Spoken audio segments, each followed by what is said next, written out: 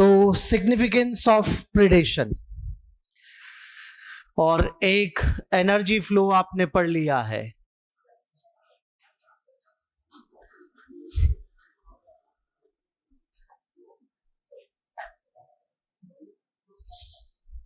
और दूसरा आ जाता है बेटा मेंटेन इकोसिस्टम बैलेंस। हाँ बेटा, क्या लग रहा है? ज्यादा लग रहा है?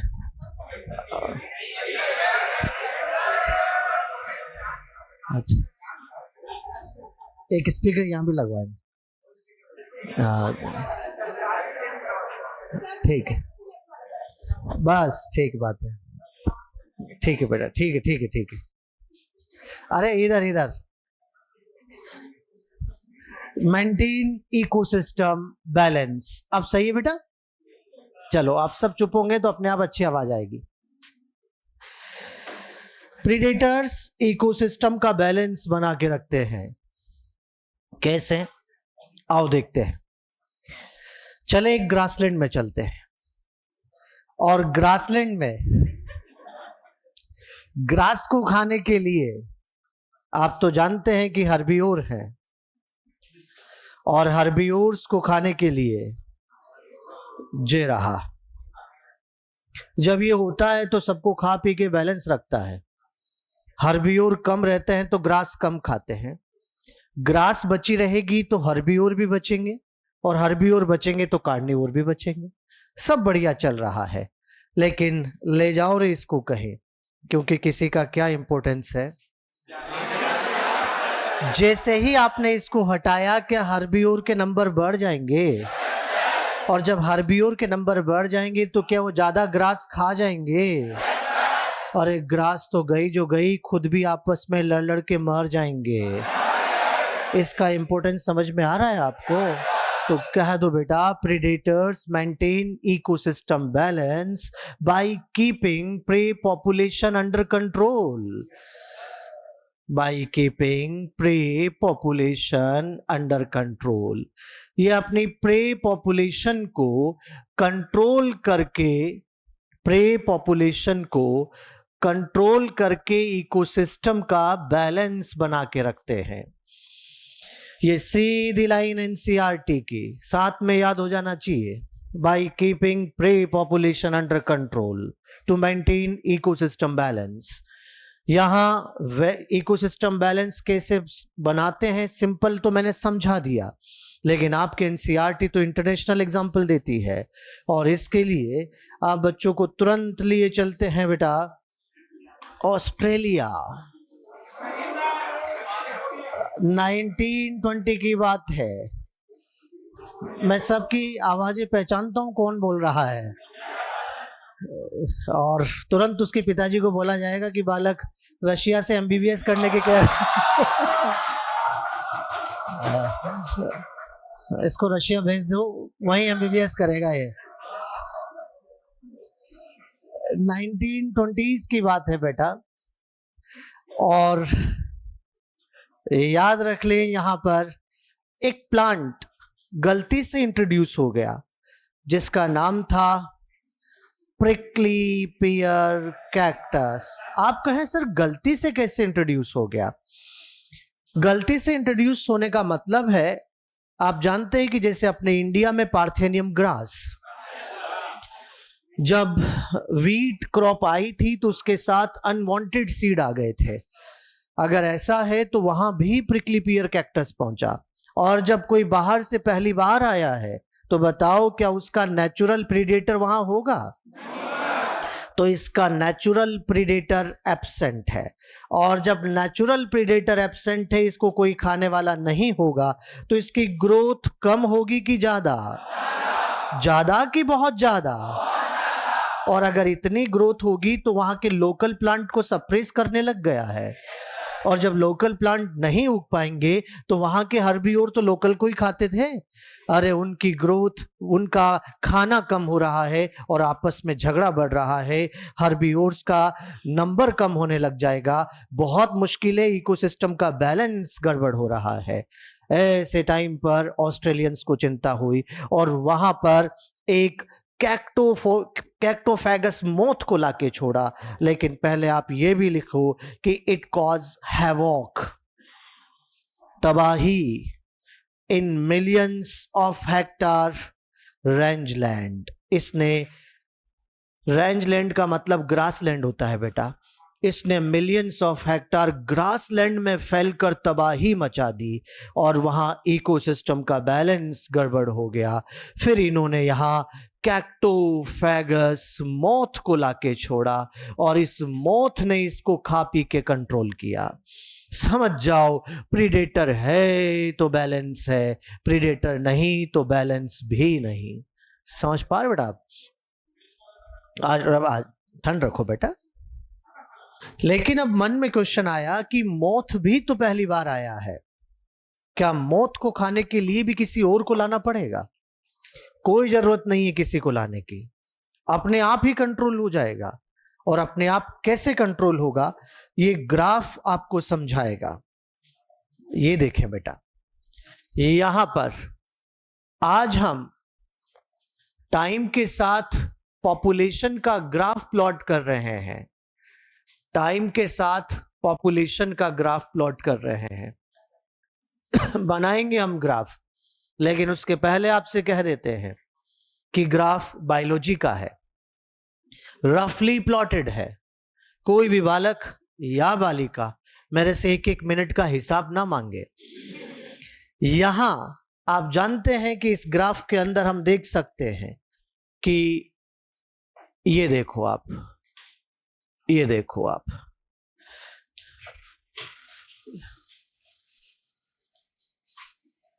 ये जो ग्रीन ग्रीन ग्रीन आपको दिख रहा है ये कैक्टस है, और जो येलो येलो येलो दिख रहा है वो मौत है। यहां पर बच्चों देख सकते हैं कि पहली बार कैक्टस ज्यादा है और मौत, लेकिन मौत कैक्टस को खा रहा है। कैक्टस कम, मौत ज्यादा, ये वाली सिचुएशन आ गई है। मरेगा, मौत मरेगा, क्योंकि खाना कम, कंपटीशन ज्यादा, तो आपस में लड़के मरेगा। और फिर मौत क्या होगा, फिर कैक्टस क्या होगा? क्या अल्टीमेट एक बैलेंस क्रिएट हो रहा है। अरे इस बात से आपको समझ में आ जाना चाहिए कि मौत को खाने के लिए किसी और को लाने की जरूरत। एक और बात क्लियर हो गई कि किसी भी ट्रॉफिक लेवल पर ऑर्गेनिज्म का नंबर उसके अवेलेबल फूड पे डिपेंड करता है।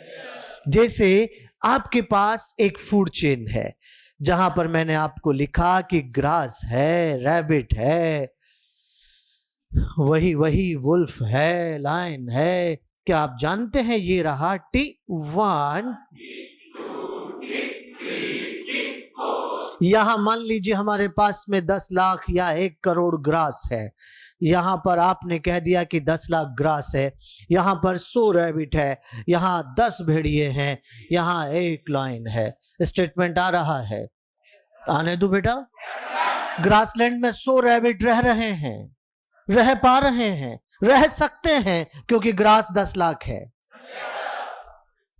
फिर आप कहेंगे कि ठीक है सर, रैबिट का नंबर ग्रास पे डिपेंड करता है, लेकिन भेड़िया भी तो रैबिट को खा के कंट्रोल करता है। रैबिट का नंबर तो भेड़िए पे भी डिपेंड करना चाहिए, केवल ग्रास क्यों कह रहे हो? चलो बेटा, मैं आपकी बात मान लेता हूं कि रैबिट का नंबर भेड़िए पे डिपेंड करता है, तो फिर बताओ लायन का नंबर किस पे डिपेंड करता है? वुल्फ पे। तो प्रीवियस हो गए, तो यहां भी तो प्रीवियस रहो। अरे अरे, फिर आप कहेंगे कि ठीक है सर मान लिया, लेकिन फिर समझ में नहीं आ रहा कि भेड़िया कर क्या रहा है, उसका भी तो कोई रोल होगा। चलो तो फिर एक बार में बात पहुंच जानी चाहिए। ग्रासलैंड में 100 रैबिट रह रहे हैं, रह पा रहे हैं, रह सकते हैं, क्योंकि ग्रास 10 लाख है। अरे ये 100 रैबिट बढ़कर एकदम 200 ना हो जाए, इसको रोकने का काम भेड़िए का है। नहीं समझ पा रहे क्या? भेड़िया तो बैलेंस के लिए है, नंबर तो ग्रास पे डिपेंड करेगा। इसका मतलब प्रीवियस पे नंबर डिपेंड करेगा और प्रीडेटर पे बैलेंस डिपेंड करेगा। फिर आप कहेंगे कि सर लाइन का तो कोई प्रीडेटर ही नहीं है, क्या लाइन को बैलेंस करने की जरूरत है क्या? वो तो वैसे भी इन सब में क्या सिलेक्टेड है। क्या उसको बैलेंस करने की जरूरत है क्या? वो तो के सिलेक्टेड स्पीसीज है, उसका तो वैसे ही नंबर सबसे कम है। अगर ऐसा है तो बेटा आपको यहां पर क्लियर हो जाना चाहिए कि किसी भी ट्रॉफिक लेवल पर ऑर्गेनिज्म का नंबर किस बात पर डिपेंड करता है, अवेलेबल फूड या प्रीवियस ट्रॉफिक लेवल पर। यहां एक और बात मन में आ सकती है कि इसके आगे कौन है, इसका नंबर किस पे डिपेंड करेगा? इसके आगे बहुत सारे हैं, लाइट है, वाटर है, मिनरल है, सब नॉन लिविंग है, इसलिए ट्रॉफिक लेवल नहीं है, तो इसका भी नंबर इन पे डिपेंड करता है। अगर मैं भेड़िए यहां 10 से 20 कर दूं तो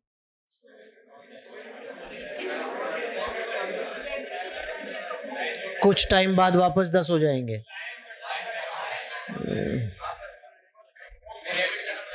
अरे अरे इधर, अगर भेड़िए का नंबर 20 कर दिया तो लाइन तो वैसे एकदम नहीं बढ़ पाएगा, धीरे धीरे ही बढ़ेगा, लेकिन उनमें आपस का कंपटीशन बहुत हो जाएगा और आपस में एक दूसरे को मार देंगे, थोड़े टाइम बाद वापस 10 हो जाएंगे।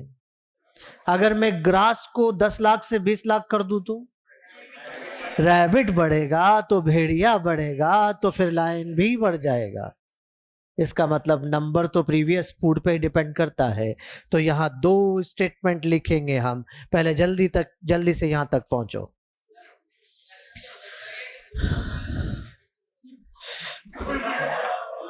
कभी इस बार इस प्रकार का गठजोड़ नहीं देखा गया। गठबंधन की कोई सरकार नहीं है। At any trophic level number of organisms depend on available food slash कर दीजिए, नंबर ऑफ ऑर्गेनिज्म स्लैश आड़ी line, number of organism at previous trophic level. Available food के आगे स्लैश लगाइए, number of organism at previous trophic level. Available food कहो या ये कहो, बात एक ही है। Number of organisms at previous trophic level, सही है। सेकंड लिखिए, long term stability of an ecosystem, long term stability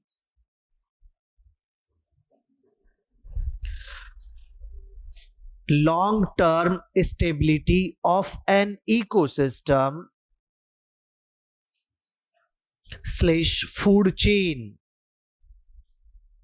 depend on predation,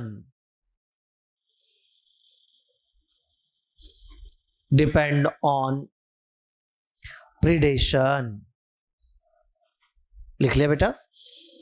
तो ये 2 क्वेश्चन डायरेक्ट पूछे जाएंगे कि किसी भी इकोसिस्टम की लॉन्ग टर्म स्टेबिलिटी डिपेंड करती है तो प्रेडेशन पे, नंबर डिपेंड करता है तो अवेलेबल फूड पे या प्रीवियस ट्रॉफिक लेवल पे। डायरेक्ट ग्राफ और भी आ रहे हैं और ग्राफ को देखकर आप मुझे बताइएगा कि ये कौन से रिलेशन को बताता है ग्राफ। जैसे मान लीजिए यहां पर इस ग्राफ के अंदर बच्चों आप देख सकते हैं कि यहां अगर स्ट्रेट लाइन है तो वो 0 है और अगर ऐसे बढ़ती हुई लाइन है तो पॉजिटिव है। आप क्या कहेंगे इसको? पॉजिटिव 0 मतलब कॉमेंसलिज्म हो रहा है। तो फिर बताओ ये वाला ग्राफ किसको रिप्रेजेंट करेगा? तुरंत आंसर मिलना चाहिए। ये क्या है? क्या ये नेगेटिव 0 एमेंसलिज्म है?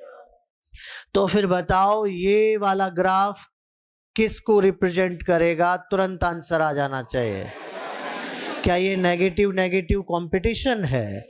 तो फिर बताओ ये वाला ग्राफ किसको रिप्रेजेंट करेगा? सब बच्चों का आंसर आ जाना चाहिए। क्या यहाँ पर ये पॉजिटिव म्यूचुअलिज्म है?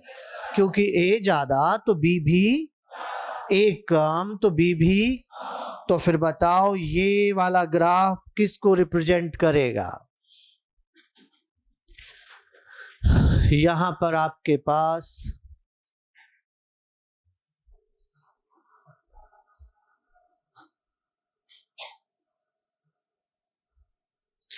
ये ए, ये बी, ये ए, ये बी, नीचे लिखा है कि लीव अलोन और नीचे लिखा है लीव टुगेदर।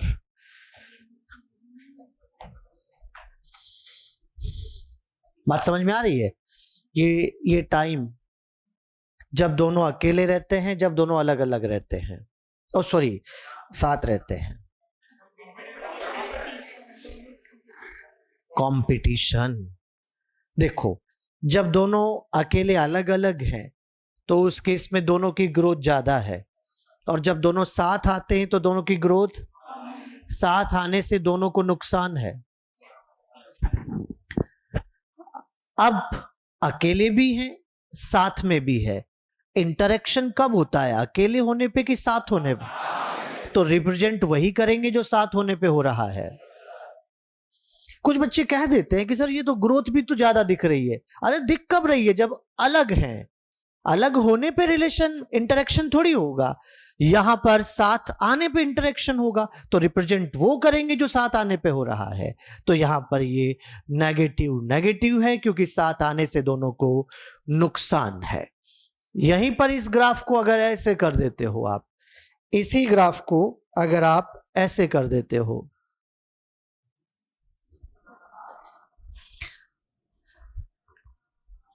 तो यहां जैसे मान लीजिए मैंने ऐसे बना दिया,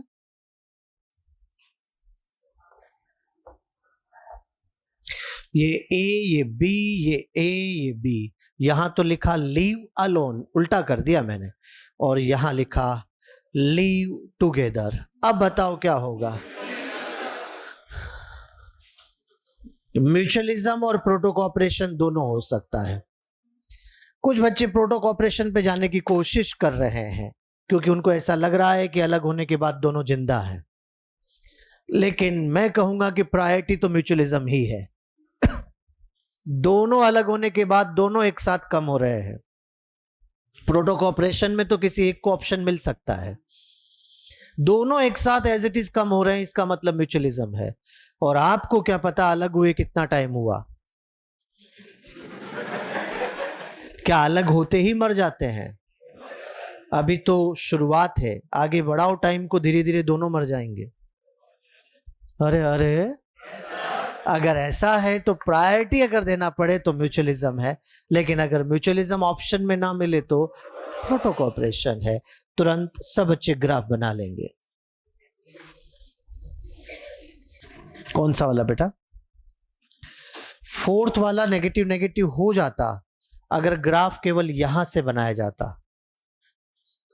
ग्राफ तो नेगेटिव है तो पॉजिटिव भी है, इसका मतलब दोनों साथ कम होते हैं तो दोनों साथ बढ़ते भी हैं, इसलिए ये म्यूचुअलिज्म है बेटा। आ रही बात समझ में? यहां फिर सुन लीजिए, इंटरेक्शन वही रिप्रेजेंट करना है जो साथ आने पे हो रहा है, क्योंकि इंटरेक्शन तो साथ आने पे ही होता है, अलग अलग रहने से नहीं। तो यहां पर कुछ ये मत सोचना कि सर पॉजिटिव पॉजिटिव भी तो दिख ही रहा है। एक और बात, एक बच्चे ने ये भी आके पूछ लिया था कि सर आप नीचे तो अलोन लिख रहे हो, लेकिन हमको तो दोनों साथ ही दिख रहे हैं। ये तो ग्राफ में प्लॉट किया है, लेकिन याद रखें वैसे ये अलग अलग है। एक और सिग्निफिकेंस, मेंटेन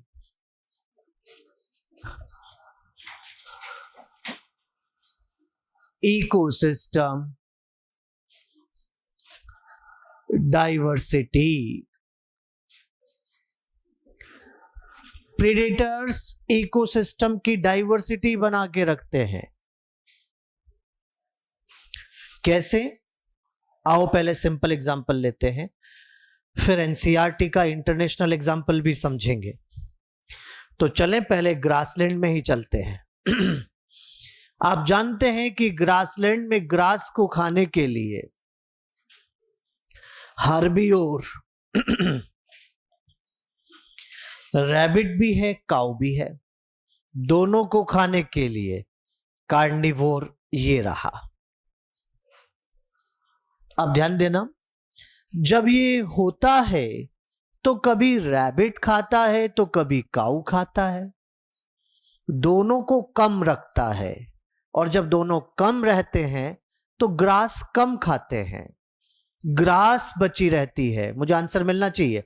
ग्रास बची रहती है तो दोनों के बीच का रिसोर्स कम या ज्यादा? दोनों के बीच का कंपटीशन, जब रिसोर्स ज्यादा तो कंपटीशन कम, दोनों आराम से रहते हैं। लेकिन ले जाओ रे इसको कहीं, आप समझ गए बाकी ना? जैसे ही इसको हटाया, क्या रैबिट और काऊ दोनों का नंबर बढ़ जाएगा? जब दोनों का नंबर बढ़ेगा तो दोनों ग्रास ज्यादा खा जाएंगे, ग्रास कम तो दोनों का रिसोर्स, तो दोनों के बीच कंपटीशन, आपस में झगड़ा शुरू हो चुका है। और जब इस तरह का कंपटीशन आएगा तो सुपीरियर इंफीरियर आएगा। काऊ और रैबिट में काऊ सुपीरियर है, अरे मार मार के भगा रही है रैबिट को, भाग जा रहे रैबिट, खाना नहीं है। बेचारा रैबिट क्या करे, मरना पहला रास्ता नहीं है बेटा।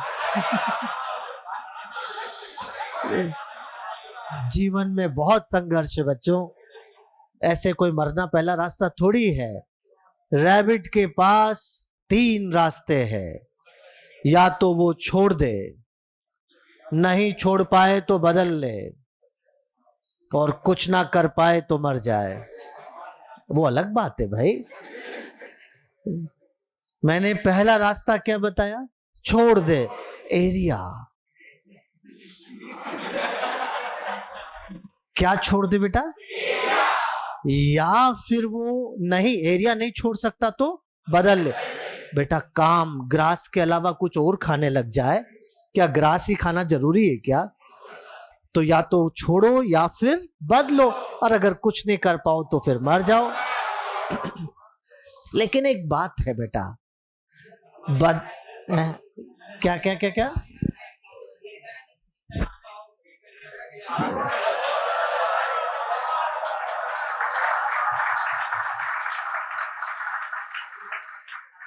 टाइम बदलने से क्या होगा? घास ही कम पड़ रही है। जब घास ही कम पड़ रही है तो टाइम बदलने से क्या हो? जब घास कम पड़ने लग जाएगी तो काऊ घास को छोड़ के जाएगी नहीं, पूरी निगरानी में कि आ जा रहे बेटा। तो याद रखो बेटा, बदलना इतना आसान नहीं है, बदलने में टाइम लगता है, क्योंकि एवोल्यूशन 1-2 दिन की बात नहीं होती, एवोल्यूशन में सालों लग जाते हैं। तो बदलना आसान, बदलने में टाइम लगता है। अगर ऐसा है तो इसके पास 2 ही ऑप्शन बचे, या तो छोड़ो या मरो। चाहे छोड़े चाहे मरे, इस एरिया में हमारे लिए तो एक स्पीसीज कम हो गई। और अगर ऐसा हो रहा है तो डाइवर्सिटी कम हो रही है। स्पीसीज कम मतलब डाइवर्सिटी कम। अगर ऐसा है तो बच्चों समझ जाइए इसका क्या रोल है। आपको कहना पड़ेगा कि predators maintain ecosystem diversity by reducing competition among pray population.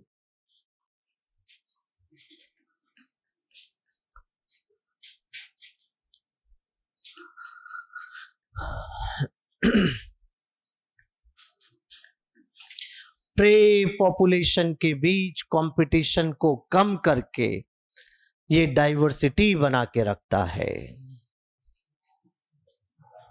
Pray population के बीच कंपटीशन कम करके डाइवर्सिटी बनाता है। लेकिन अब लिखना बंद करो, इधर देखो। प्रीडेटर जब खाने निकलता है तो क्या ये सोच के निकलता है कि मैं बैलेंस बनाऊंगा? क्या ये सोच के निकलता है कि मैं डाइवर्सिटी बनाऊंगा? वो तो बस खाने निकलता है, वो तो बस खाता है। अगर ऐसा है तो बच्चों समझ जाइए, प्रीडेटर तो सिर्फ खाने जा रहा है, उसके खाने से क्या क्या हो गया? पॉइंट हमने बनाए हैं, पॉइंट तो हमने बनाए हैं कि उसके खाने से बैलेंस रहता है, उसके खाने से डाइवर्सिटी रहती है। ये तो हम बना रहे हैं बाहर से देखकर। प्रेडेटर सोच के नहीं निकलता कि आज मैं खाऊंगा तो डाइवर्सिटी रहेगी, ऐसे थोड़ी कहता है प्रेडेटर। तो समझ जाओ, एग्जाम में ये बात ध्यान रखनी है, अगर कंपटीशन कम करने की बातें होगी तो डाइवर्सिटी की बातें करेंगे। और अगर यहां पर बेटा आप समझ जाइए, यहां पर अगर प्रे पॉपुलेशन को कंट्रोल करने की बातें होगी तो बैलेंस की बातें होगी। है दोनों इंटरलिंक। जब खा के कंट्रोल करता है तभी तो कंपटीशन कम होता है दोनों आपस में इंटरलिंक। लेकिन आपको एग्जाम में ये ध्यान रखना है कि अगर कंट्रोल करने की बातें कर रहे हैं प्रे को, तो आप क्या आंसर करेंगे? बैलेंस। अगर कंपटीशन कम करने, प्रे के बीच कंपटीशन कम करने की बातें कर रहे हैं तो क्या करेंगे? डाइवर्सिटी। ये ध्यान रखना। अगर डायरेक्ट याद ना भी करें तो भी आप आंसर तो कर देंगे, लेकिन सोच के करना पड़ेगा। और अगर सोच के आंसर करे तो बायोलॉजी में 1.5 घंटा लग सकता है, और अगर ऐसा हो गया तो फिर भारी पड़ जाएगा। इसलिए साथ में याद करो, आधे मिनट का काम है, इतना भी नहीं लगेगा। तो आपको साथ में बैलेंस मतलब कि पॉपुलेशन कंट्रोल करने की बातें, डाइवर्सिटी मतलब कि कंपटीशन को कम करने की बातें होनी चाहिए। वैसे तो सिंपल एग्जांपल से समझ लिया, लेकिन चलो रे बेटा इंटरनेशनल एग्जांपल ले ही लेते हैं, और इसके लिए आप बच्चों को लिए चलते हैं। बेटा संभालो अपने आप को, वरना सीधा आपको वहीं भिजवा देंगे यहां से। आज हम चल रहे हैं अमेरिका, अमेरिकन पैसिफिक कोस्ट पे आए हैं।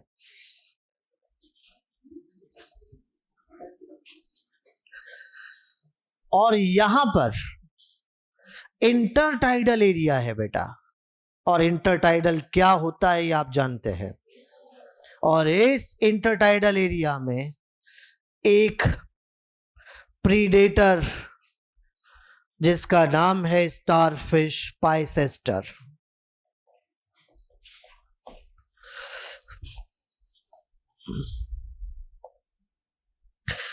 यहां पर ये घातक प्रीडेटर है, खूब खाती है बेटा। ये देखिए आप, ये रहा इंटरटाइडल एरिया, कुछ इस तरह से ही बनाया था हमने। ये रही प्रीडेटर पाइसेस्टर, P4 प्रीडेटर और P4 पाइसेस्टर, कुछ भी कह दीजिए। ये यहां वर्टिब्रेट को भी खाती है, ये इनवर्टिब्रेट को भी खाती है, वर्टिब्रेट को भी खाती है, इनवर्टिब्रेट को भी खाती है, वर्टिब्रेट इनवर्टिब्रेट वर्टिब्रेट इनवर्टिब्रेट। बच्चों यहां पर एक्सपेरिमेंट चल रहा है, एक जाल लगा दो, नेट लगा दो। ये इसलिए लगाया क्योंकि अंदर एक्सपेरिमेंट हो रहा है, कोई बाहर से ना आ जाए। और अब इस पाइसेस्टर को यहां से एक्सपेरिमेंटल रिमूव करना है, EXP का मतलब एक्सपेरिमेंटल, और रिमूव कर दिया गया है। अगर ऐसा किया तो अब प्रीडेटर नहीं है, तो वर्टिब्रेट इनवर्टिब्रेट दोनों के नंबर बढ़ जाएंगे, तो दोनों के बीच रिसोर्स, और जब दोनों के बीच रिसोर्स कम पड़ने लग जाएगा तो आपस का कंपटीशन बढ़ जाएगा। वर्टिब्रेट इनवर्टिब्रेट में कौन है सुपीरियर? और अब वो इनवर्टिब्रेट को वहां पर रुकने ही नहीं दे रहा।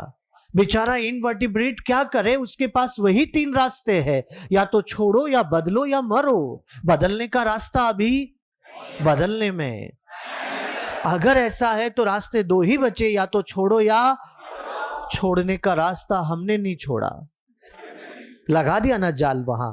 अगर ऐसा है तो अब इनवर्टिब्रेट की स्पीसीज का मरना शुरू हो गया बेटा, और 1 साल के अंदर अंदर 10 इनवर्टिब्रेट की स्पीसीज उस एनक्लोज्ड एरिया से गायब हो गई। ये इस बात को प्रूव कर गया कि प्रीडेटर है तो डाइवर्सिटी है, लेकिन प्रीडेटर नहीं तो डाइवर्सिटी नहीं है। तो बेटा साथ साथ नोट करेंगे आप,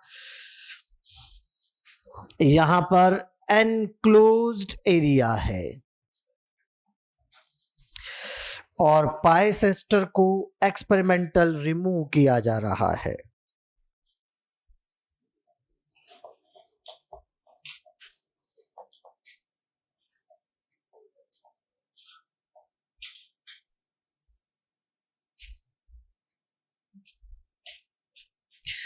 तो 10 स्पीसीज ऑफ इनवर्टिब्रेट,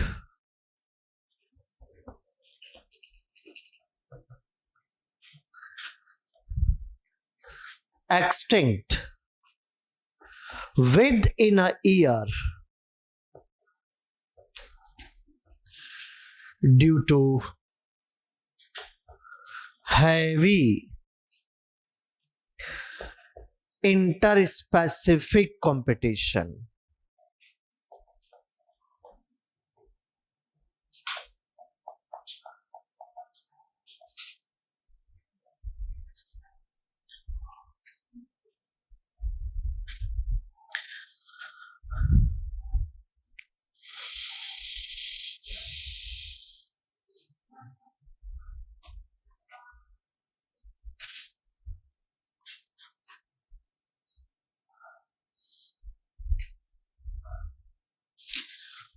तो अब सीधा सीधा याद रखना है कि predators maintain ecosystem balance by keeping pre population under control.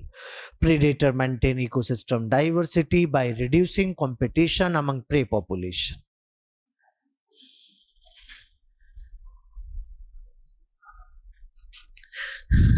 Ten species of invertebrate extinct within a year due to heavy interspecific competition.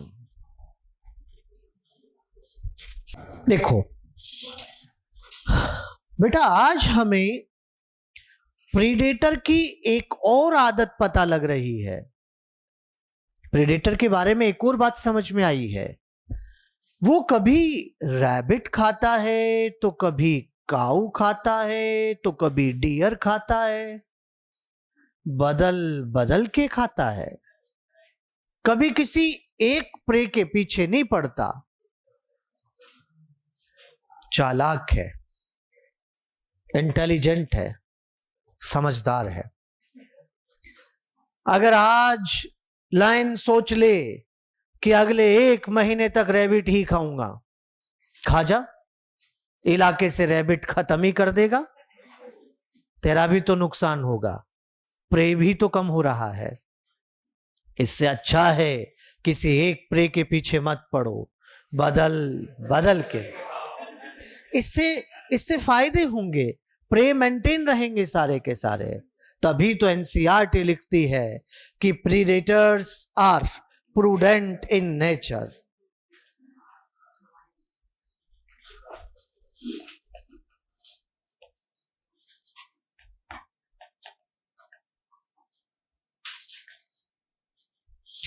Prudent का मतलब चालाक, समझदार, इंटेलिजेंट, जो भी आप कहें. Because they do not over exploit their pray.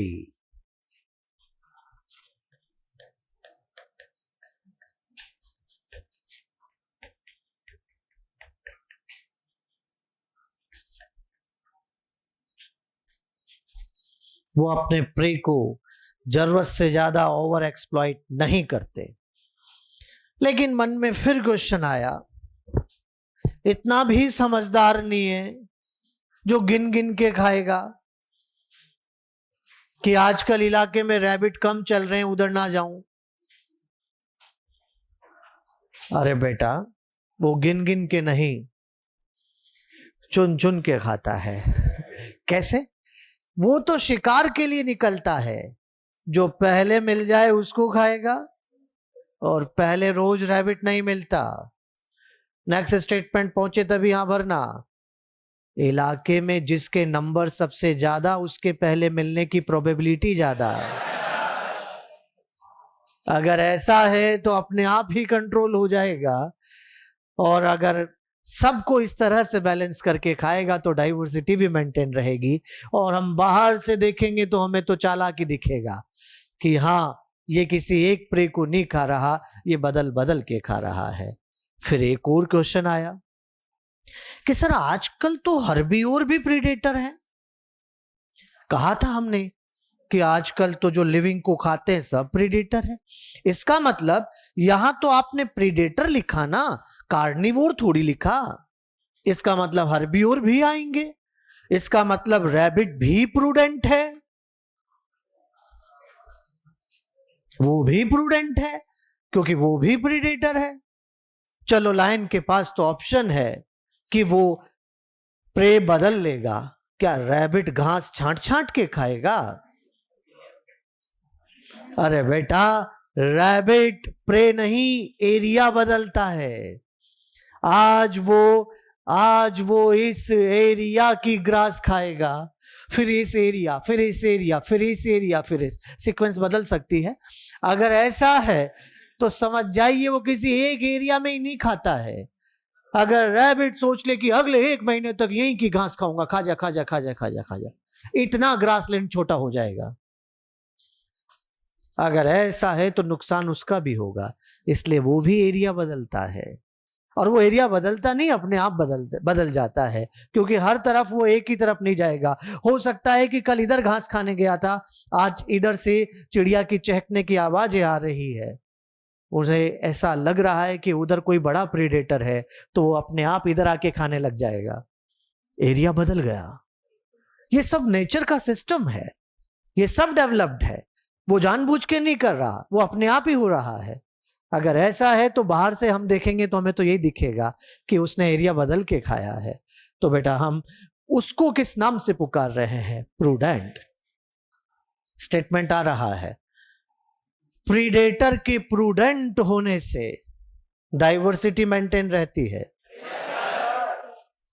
तो अगर कभी AR में ये आ जाए तो इसको संभाल लेना बेटा, प्रीडेटर के प्रूडेंट होने से डाइवर्सिटी मेंटेन रहती है।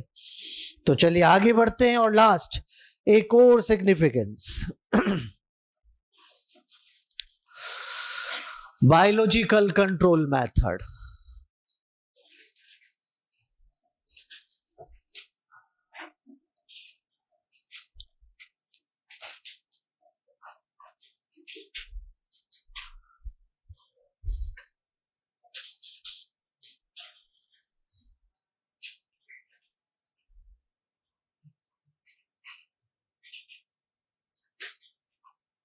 अब सुनिए, किसे कहते हैं बायोलॉजिकल कंट्रोल मेथड्स? जब एक लिविंग दूसरे लिविंग को खाकर कंट्रोल करता है, उसे बायोलॉजिकल कंट्रोल कहते हैं। जब एक लिविंग दूसरे लिविंग को खाकर कंट्रोल करता है, उसे बायोलॉजिकल कंट्रोल कहते हैं। जैसे एक बार एक फार्मर ने कहा कि भाई हमारे खेत में बहुत सारे छोटे इंसेक्ट लगे हुए हैं जो फसल को नुकसान पहुंचा रहे हैं। ऐसे इंसेक्ट जो क्रॉप को नुकसान पहुंचाते हैं उन्हें आप PEST पेस्ट के नाम से पुकारते हैं। तो दूसरे फार्मर ने कहा कि इसमें क्या दिक्कत है, मार्केट जाइए, पेस्टिसाइड नाम के केमिकल मिलते हैं, लाके स्प्रे करो, पेस्ट कंट्रोल होगा और फसल अच्छी होगी। लेकिन वहां आप जैसे कोई समझदार भी हैं, कहा कि ना, ऐसे नहीं करना, अगर ऐसे करेंगे तो इंस्टेंट फायदा होगा, मान लिया, लेकिन लॉन्ग टर्म भारी नुकसान है। जो केमिकल आज आप स्प्रे कर रहे हैं वो केमिकल पेस्ट तो मारेंगे, साथ में वो केमिकल जो क्रॉप है उसके अंदर भी जाएंगे, और जब आगे चलकर कोई इस क्रॉप को खाएगा तो वो उसके अंदर भी जाएंगे। पेस्टिसाइड ऐसे केमिकल हैं जो नॉन बायोडिग्रेडेबल हैं। अगर नॉन बायोडिग्रेडेबल हैं तो क्या हमारे एंजाइम इनको डाइजेस्ट कर पाएंगे? अरे साथ के साथ ये फैट सॉल्युबल है। क्या बोला? तो जब कोई लिविंग इनको खाएगा तो ना वो इन्हें पचा पाएगा, ना वो इन्हें एक्सक्रीट कर पाएगा, क्योंकि फैट सॉल्युबल लिपोसॉल्युबल है, वहीं एक्यूमुलेट होने लग जाएंगे। वैसे तो हमारी बॉडी गजब का सिस्टम है, जो चीजें नहीं पचती उन्हें बाहर फेंक देती है, लेकिन ये ना पच रहे न बाहर जा रहे, क्योंकि फैट सॉल्युबल हैं। लगातार एक्सटर्नल केमिकल का अमाउंट, जो हमारी बॉडी का पार्ट नहीं है, लगातार एक्सटर्नल केमिकल का अमाउंट हमारी बॉडी में बढ़ता जा रहा है। और एक्सटर्नल केमिकल का लिविंग की बॉडी में मैग्नीफाई होना, बढ़ना, बायोमैग्निफिकेशन कहलाता है। जब एक लिमिट क्रॉस होती है तो उसके बहुत एडवर्स इंपैक्ट आते हैं। जैसा आज अपने इंडिया के पंजाब को देखिए, वहां पर पेस्टिसाइड का बुरी तरह से यूज किया गया और उसके आज घातक इंपैक्ट देखने को मिलते हैं। पंजाब से राजस्थान की तरफ ट्रेन चलती है जिसका नाम ही कैंसर ट्रेन है। तो ये ऐसे बहुत ज्यादा यूज किया गया, इस वजह से ऐसा हो रहा है। अगर तरीके से यूज किया जाए ना पेस्टिसाइड, फिर भी इतना नुकसान ना पहुंचाए। फार्मर अपने खेत से एक सैंपल पौधा उखाड़ के ले जाते हैं दुकान पे, पेस्टिसाइड वाले के पास गए कि भाई ऐसे ऐसे हमारे क्रॉप में दिक्कत आ रही है, इसकी दवाई दे दीजिए। दे दिया दवा, लेकिन साथ में बोल के भेजा था कि एक लीटर पानी में 1 ml डालना, बोल के भेजा था। वो आए दवा लेके और अपने वर्कर को दे रहे हैं कि भाई उसने तो 1 लीटर पानी में 1 ml बोला है, अपने 2 ml कर देना, खेत में ज्यादा है। वर्कर को ml नहीं ढक्कन समझ में आता है, वो तो ढक्कन भर के ही डालेगा, और ढक्कन भर में एटलीस्ट 5 ml तो हो ही रहे हैं। एक ही चीज की 5 टाइम कॉन्सेंट्रेशन एक साथ जा रही है, तो फिर तो एडवर्स होगा। यही तो हो रहा है, अवेयरनेस की कमी है। तो क्यों ना खेतों में ऐसे प्रीडेटर लाके छोड़े जो पेस्ट खा जाएं और क्रॉप को नुकसान ना पहुंचाए। अगर ऐसे प्रीडेटर्स लाके खेतों में रखें जो पेस्ट कंट्रोल करें और क्रॉप को नुकसान ना पहुंचाए, तो प्रीडेटर की हेल्प से अगर कंट्रोल करोगे तो उसे कौन सा कंट्रोल कहेंगे। एनसीईआरटी कहती है कि पेस्ट कंट्रोल प्रीडेटर की एफिशिएंसी पे डिपेंड करेगा। जितना एफिशिएंट प्रीडेटर होगा, कंट्रोल जल्दी होगा। अगर लेस एफिशिएंट है तो कंट्रोल धीरे होगा, लेकिन इससे एटलीस्ट वो नुकसान तो नहीं होंगे जिसकी बातें हम आपसे कर रहे हैं। तो बच्चों समझ जाइए, यहां पर pest control biological control method से भी किया जा सकता है। इसके कभी क्वेश्चन पूछा जाए कि बायोलॉजिकल कंट्रोल मेथड कौन से प्रिंसिपल पे काम करती है, तो आपका आंसर प्रीडेशन होगा, ये ध्यान रखेंगे आप। जैसे एग्जांपल, एक तालाब में बहुत सारे मॉस्किटो हो रहे हैं, क्या मैं वहां डीडीटी छिड़क दूं? डीडीटी छिड़का तो वो केमिकल कंट्रोल है, लेकिन अगर गेम्बुशिया फिश को रखा तो वो बायोलॉजिकल कंट्रोल होगा।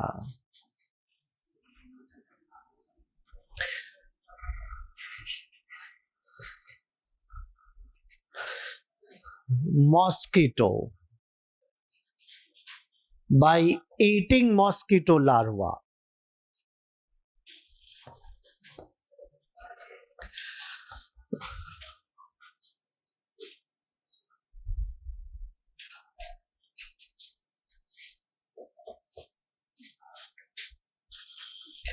Hawk,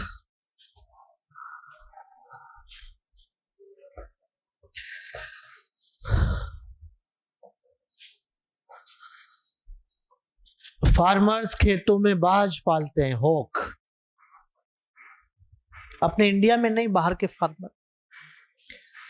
जो बर्ड क्रॉप को नुकसान पहुंचाती है वो इसके डर से नहीं आती है, जो आती है उसे ये निपटा लेता है। अगर ऐसा है तो ये भी एक तरह का बायोलॉजिकल कंट्रोल है। अपने इंडिया में नहीं, मैंने कहा बाहर, क्योंकि इंडिया में तो खेतों में वो शाहरुख खान बना देते हैं। ऐसा ही तो होता है, स्कैरक्रो बना देते हैं। तो ये दोनों एग्जाम्पल बायोलॉजिकल कंट्रोल मेथड में आएंगे। तो इस तरह से चारों सिग्निफिकेंस कंप्लीट हो गए। Energy flow, maintain ecosystem balance, maintain ecosystem diversity, biological control method, 4 significance है प्रेडेशन के। अब तक की बातों में यही कहा कि आओ प्रेडेटर खाओ, लेकिन बेचारा प्रे भी तो कह रहा है मुझे बचाओ। अरे कौन प्रे कहेगा कि आजा खा जा? वो भी तो बचने का, वो भी तो अपने आप को बचने के लिए कुछ ना कुछ डिफेंस यूज करता होगा। ये नोट कर लिया सब बच्चों ने? तुरंत। हाँ बेटा।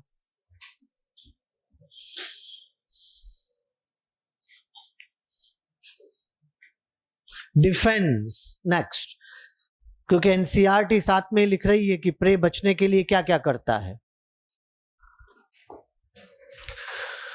डिफेंस में एनिमल और प्लांट दोनों की बातें करते हैं, और यहां पर एनिमल्स अपने आप को बचाने के लिए कैमोफ्लेज का सहारा लेते हैं। और मैंने आपको उस दिन कहा था कि कैमोफ्लेज क्रिप्टिकली कलर्ड हो जाना है। यहां पर कलर बन रहा है क्रिप्टिकली। क्रिप्टो का मतलब हिडन, छुपा हुआ। तो ऐसा कलर बना दो, ऐसा कलर बना लो जो छुपा ले, उसी को कहते हैं क्रिप्टिकली कलर्ड हो जाना। और फ्रॉग और इंसेक्ट ऐसा करके अपने आप को बचा लेते हैं। फ्रॉग और इंसेक्ट ऐसा करके अपने आप को बचा लेंगे। एग्जाम्पल और भी हो सकते हैं, हमने तो वही लिखे हैं जो एनसीईआरटी कह रही है। एक बात साथ में सुन लीजिए, कैमोफ्लेज सिर्फ खाने के लिए, सिर्फ बचने के लिए नहीं, खाने के लिए भी होता है। कुछ प्रेडेटर ऐसे हैं जो कैमोफ्लेज करके छुप जाते हैं, बेचारा प्रे पहचान ही नहीं पाता, वो पास आ जाता है तुरंत लपक लेते हैं। अगर ऐसा है तो ये मैंने तो बचने वाला लिखा है।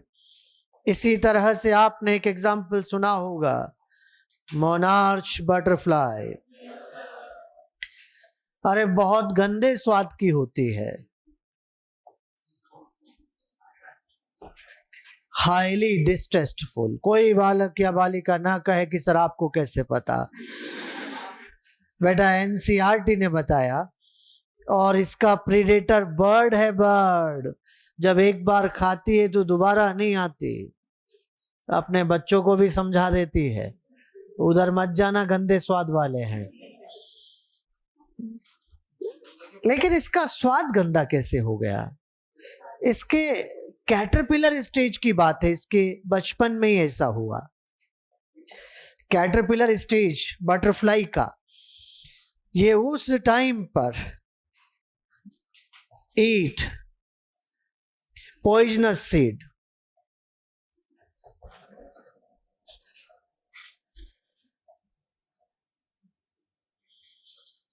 ऐसा लिखो, ऐसा लिखो, seeds of poisonous weed. Eat seeds of poisonous weed.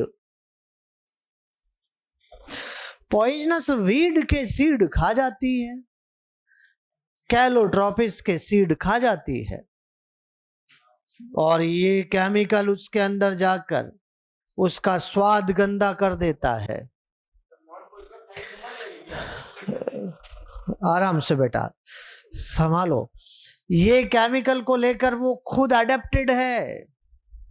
ये मत कहना जहर खा गई मरी नहीं, क्या नॉन पॉइजनस से तो कुछ होना ही नहीं है, लेकिन पॉइजनस खाने से, पूछना तो ये चाहिए था आपको कि पॉइजनस खाने से वो मरी नहीं क्या, उसके लिए वो अडेप्टेड है। और अब तो ऐसा हो गया कि हर बच्चे को वो जहर खाना पड़ेगा बटरफ्लाई के, अगर तभी तो सबका स्वाद गंदा होगा। तो बेटा समझ जाइए, क्योंकि बिना इस केमिकल के उनका मेटामॉर्फोसिस ही नहीं होता। मेटामॉर्फोसिस के लिए केमिकल जरूरी है, और ये केमिकल अंदर जाता है और उनका स्वाद गंदा कर देता है।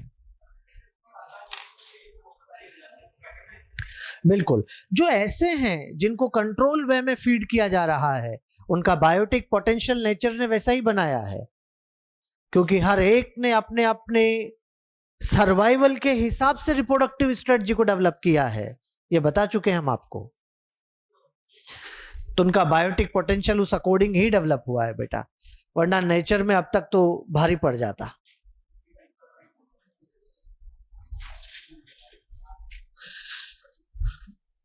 अब एक और बात सुन लो, अब ये भी पढ़ा है हमने कि इनको कम खाते हैं फिर इनका नंबर एक्सीड उस लेवल पे क्यों नहीं हो रहा। पहला जवाब तो बायोटिक पोटेंशियल, और दूसरा जवाब अवेलेबल फूड। नंबर किस पे डिपेंड करता है? अवेलेबल फूड पे। जब उनका फूड उस लेवल पे नहीं है जितना वो नंबर बढ़ा ले, तो फिर नहीं बढ़ पाएंगे। तो ये तो बातें हुई एनिमल की, मोनार्च बटरफ्लाई और फ्रॉग इंसेक्ट कैमोफ्लेज कर रहे हैं। अब आ जाओ प्लांट्स पे। प्लांट्स अपने आप को बचाने के लिए क्या करते हैं वो भी समझो बेटा। अगले पत्ते पे चले। प्लांट्स ने अपने आप को बचाने के लिए क्या किया, पहले सुनो इधर। वैसे एक बात है, प्लांट्स एनिमल से ज्यादा प्रेडेशन झेलते हैं। एनिमल भाग सकता है, छुप सकता है, बेचारा प्लांट कहां जाएगा? जो भी आता है बस खा ही जाता है। अगर ऐसा है तो प्लांट की डाइवर्सिटी एनिमल से कम होती है, प्लांट के ऑर्गेनिज्म के नंबर एनिमल से ज्यादा होते हैं। क्या डाइवर्सिटी नंबर ऑफ ऑर्गेनिज्म से देखते हैं कि नंबर ऑफ स्पीसीज से? तो स्पीसीज तो, लेकिन नंबर ज्यादा है। यहां अगर आज आपसे कहा जाए कि टोटल डिस्कवर्ड कितने हैं हमारी अर्थ पे, टोटल डिस्कवर्ड स्पीसीज 1.7 से 1.8 मिलियन, लेकिन एनसीईआरटी मोर देन 1.5 मिलियन भी लिख रही है।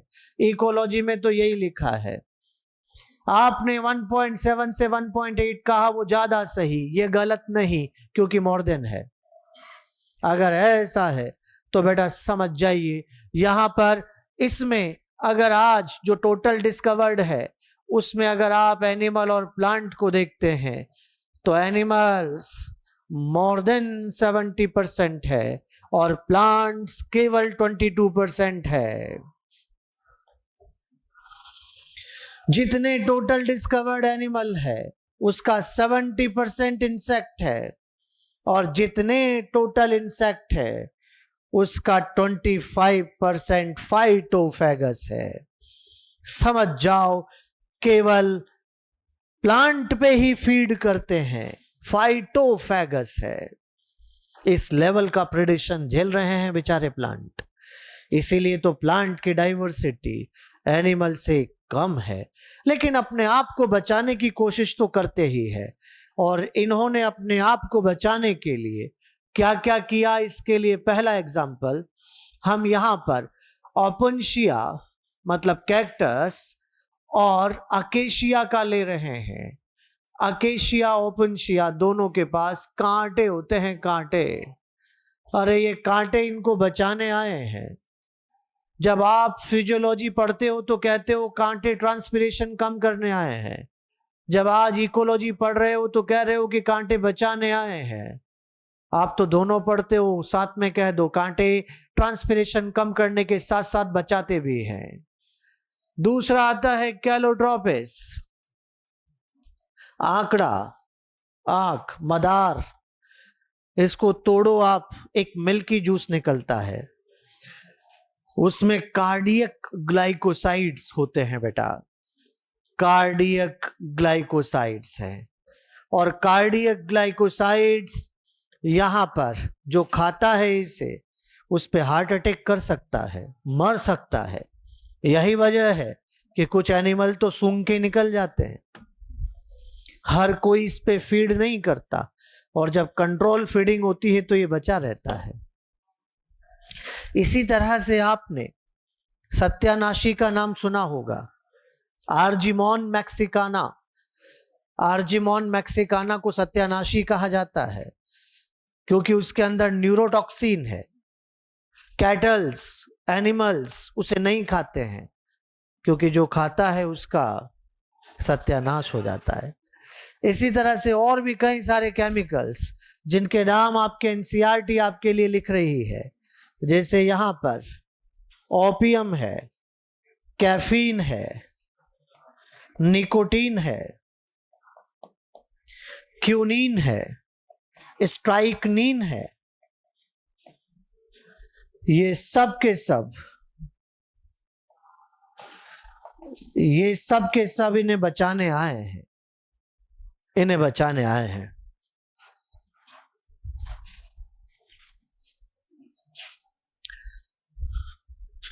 आप बच्चे कहेंगे कि सर ये तो बहुत काम की चीजें हैं। हाँ बेटा, मेडिसिनल यूज है। ओपियम मॉर्फिन मिलता है, हाईली पेन किलर है। कैफीन, निकोटीन मसल रिलैक्सेंट्स होते हैं। क्यूनीन मलेरिया में काम आता है और स्ट्राइकनीन मेंटल हेल्थ में काम आता है। सबका बहुत यूज है, लेकिन ह्यूमन को तो पता है ना कि आज कितना लेना है। आज की डोज क्या है वो ह्यूमन जानता है, लेकिन एनिमल थोड़ी जानता है। वो तो बस खा जाएगा, और बस खाएगा तो फिर चकराएगा, और चकराएगा तो फिर दोबारा नहीं आएगा। जो बच्चे डिजीज वाला चैप्टर पढ़ लेते हैं वो अक्सर मेरे से यहाँ एक क्वेश्चन पूछते हैं कि सर ये तो एडिक्शन करते हैं, तो क्या एनिमल्स एडिक्ट नहीं होते क्या? नहीं बेटा, एक बार खाने से थोड़ी ना एडिक्शन आ जाता है, बार बार खाने से आता है। काऊ तो पहली बार में चकरा गई थी तो वापस आई नहीं। ऐसे थोड़ी होता है कि आज काऊ भागी भागी फिर रही है कि अफीम का खेत किधर है।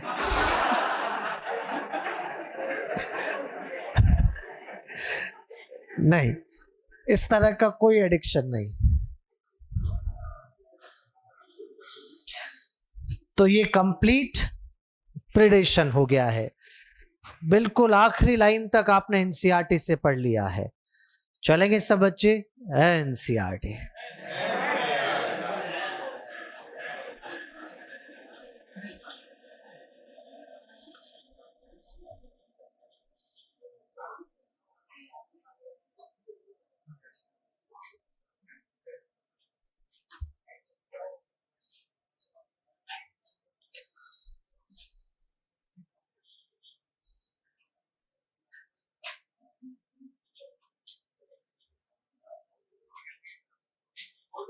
बोल दे बेटा।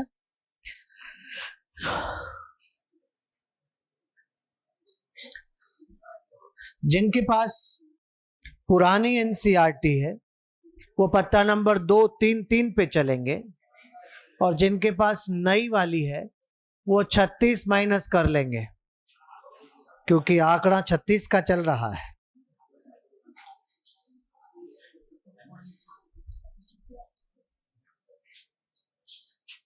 वन 197 आता है 36 माइनस कर लेने से।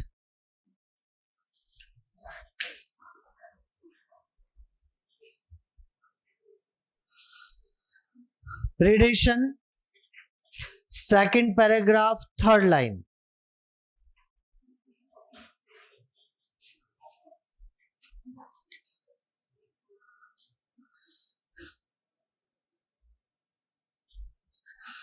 आपको एक स्टेटमेंट की शुरुआत मिलेगी, बट फॉर प्रीडेटर। मिला क्या? यहां बट फॉर का मीनिंग विदाउट है, उसके बिना, without. Page 197 new NCERT, page number 233 पुरानी एनसीईआरटी। तो बट फोर का मतलब विदाउट होता है बेटा। ठीक, एक और बात सुनो, यहीं पर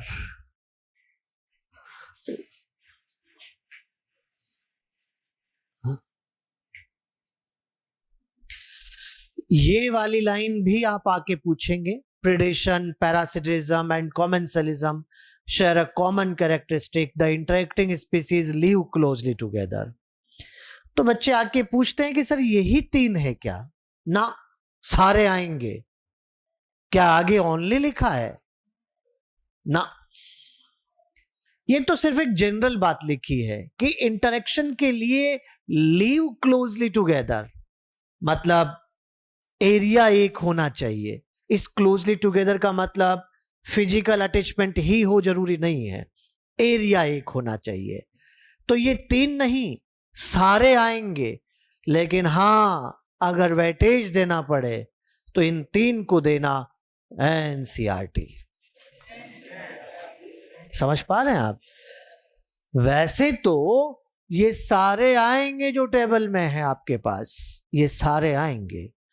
म्यूचुअलिज्म भी आएगा, कंपटीशन भी आएगा, प्रेडेशन, पैरासिटिज्म, कॉमेंसलिज्म, एमेंसलिज्म सब आएंगे, लेकिन वेटेज देना पड़े तो उन तीन को दीजिएगा, क्योंकि यहीं पर एक लाइन और हमें परेशान करती है, और वो यहां पर है, ये पॉपुलेशन इंटरेक्शन का पहला पैराग्राफ और ये second last line. Even in minimal communities many interactive linkages exist, although all may not be readily apparent. मिल गया? छोटी से छोटी कम्युनिटी के अंदर इंटरेक्शन होता है। हर इंटरेक्शन हमें अपनी आंखों से दिखे जरूरी नहीं, हर इंटरेक्शन रेडिली अपीरेंट हो जाए ऐसा जरूरी नहीं है। मैंने उस दिन भी आपसे कहा, मैं रिपीट करूंगा, पेड़ से पत्ती टूटी, बैक्टीरिया खा रहा है। बैक्टीरिया अगर खाएगा तो इंटरेक्शन तो हो रहा है, पर क्या हमें दिख रहा है? तो हर इंटरेक्शन हमारी आंखों से दिखे ऐसा जरूरी नहीं है। छोटी से छोटी कम्युनिटी में भी इंटरेक्शन होता है। बिना इंटरेक्शन के तो एक भी ऑर्गेनिज्म नहीं रह सकता। तो ये भी आपको यहां परेशान कर सकता है, तो ये भी मैंने बता दिया। अब आपका काम है कि आप अभी तक पॉपुलेशन तो पढ़ ही चुके होंगे, एनसीईआरटी के पहले पत्ते से चल रहे हैं पढ़ते हुए। आप पॉपुलेशन इंटरेक्शन में ये वाला पेज भी आज पढ़ेंगे। आप ये वाली टेबल देख के वापस इधर प्रेडेशन भी आज कंप्लीट पढ़ लेंगे बेटा। तो प्रेडेशन हो जाना चाहिए आज की तारीख में। फिर उसके बाद में अब हम चलते हैं एमेंसलिज्म पे। एमेंसलिज्म एनसीईआरटी ने सिर्फ टेबल में लिखा है, डिटेल से नहीं दिया है, लेकिन अगर टेबल में लिखा है तो उससे रिलेटेड क्वेश्चन पहले भी नीट में आ चुका है और अब भी आ सकता है। तो क्वेश्चन क्या आया था वो भी मैं आपको बताऊंगा, लेकिन फिलहाल चलिए एमेंसलिज्म, इको रिलेशन आ गया है।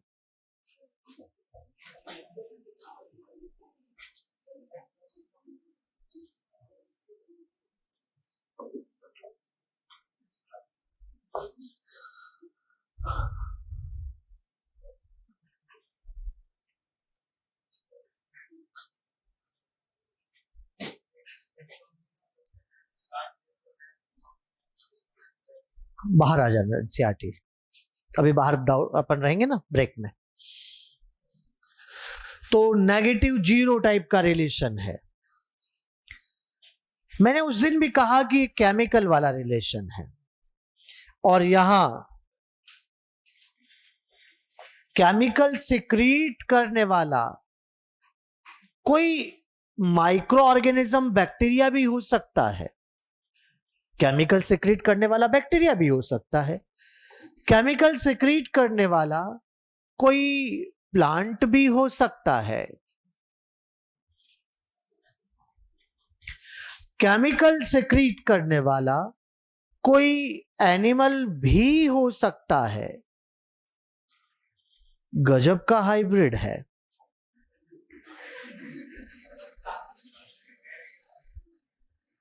अरे मैं तो बस आपसे कह रहा हूं, क्या मामला है?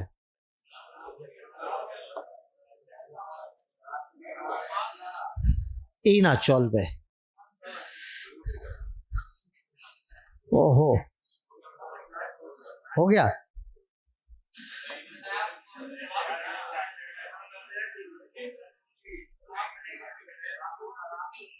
ये तो गजब चक्री हो जाता है यार। ऐसे हाथ से ऐसे करें? नहीं, मैं तो कलर चेंज कर रहा हूं। बहुत ही बढ़िया।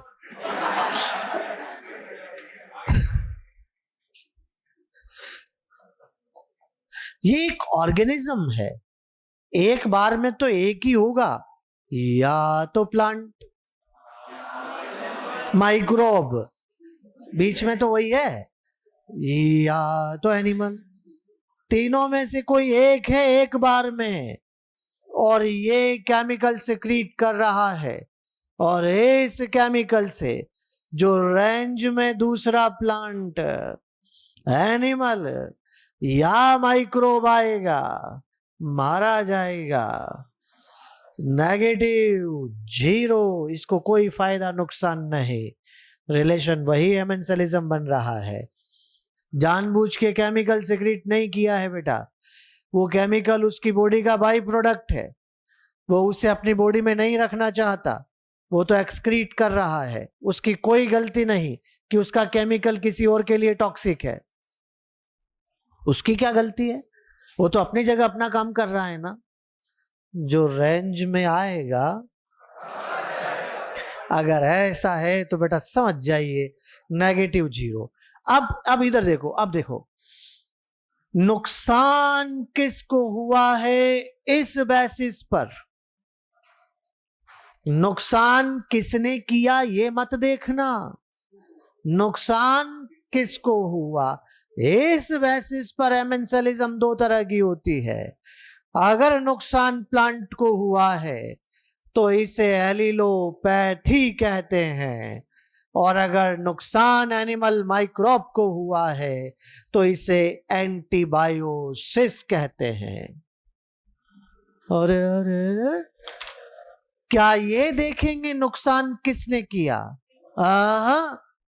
नुकसान किसको हुआ ये देखकर एलिलोपैथी एंटीबायोसिस बनता है। मैं एग्जाम्पल बोलता हूं, आप बोलिएगा एलिलोपैथी है कि antibiosis. Fungi penicillium notatum penicillin secrete कर रही है, जिससे स्टेफाइलोकोकस बैक्टीरिया मर जाते हैं। जब बात पार्थेनियम ग्रास ट्रांसएमिक एसिड सिक्रीट करती है, जिससे केशिया टोरा विनका रीजिया नाम के प्लांट मर जाते हैं। अरे समझ रहे बेटा आप? क्या आपने ये देखा कि नुकसान किसने किया? नुकसान किसको हुआ? तो चलिए दोनों के एग्जाम्पल साथ साथ लिख लेते हैं हम। एंटीबायोसिस, आराम से बेटा। फंजाई पेनिसिलियम नोटेडम, उधर बैठे हुए बच्चे ठंडक ज्यादा बढ़ा देते हैं।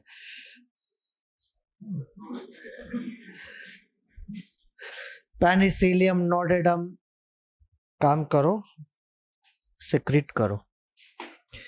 हाँ, पेनिसिलिन बिल्कुल ठीक है, यही सिक्रीट करना है। और स्टेफाइलोकोकस बैक्टीरिया, एक काम करो, हाँ मर जाओ।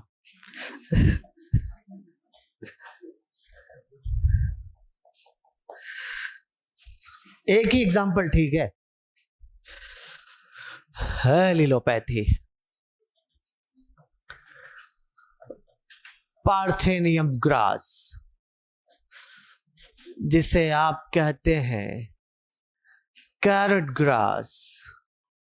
हाँ बेटा, कांग्रेस ग्रास,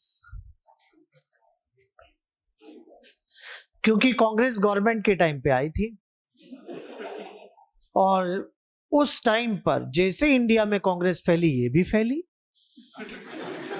ग्रुप में उगती है, और ग्रुप में रहने वालों को कांग्रेस कहते हैं। एक काम करो, सिक्रीट करो ट्रांसएमिक एसिड। हाँ, यही सिक्रीट करना है। और केशिया टोरा और विनका रीजिया, तुम दोनों एक काम करो, मर जाओ। ये दो प्लांट है बेटा, जीनस स्पीसीज केशिया टोरा विनकारिजिया।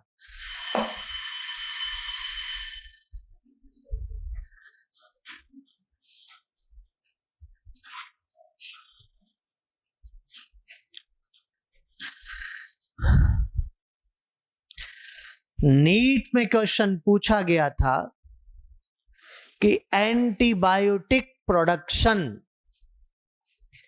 गिवन में से कौन से इंटर स्पेसिफिक इंटरेक्शन को रिप्रेजेंट करता है?